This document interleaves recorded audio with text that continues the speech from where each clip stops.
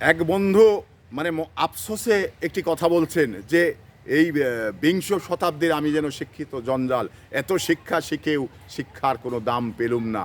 তো এখানে ঘটনা হলো যে আমাদের এই বর্তমান সময়ে মানে চাকরি অনেকেরই অদৃষ্টে নেই, কারণ উচ্চশিক্ষায় শিক্ষিত হয়ে মানে এমন একটি অফিসার, এমন একটি অফিসের দ্বারে সে না যাওয়া হয়েছেন, অথচ কোনো শুরুও হয়নি যে একটি চাকরি তার অদৃষ্টে মিলবে। তো এই জন্যেই মানে আমরা মনে হয় যেন বিংশ শতাব্দীর একজন শিক্ষিত জঞ্জাল, এত শিক্ষা শিখেও বর্তমান সময়ে ছেলেগুলো মেয়েগুলো চাকরি পাচ্ছে না। তো এই জন্যেই চাকরি হবে কাদের?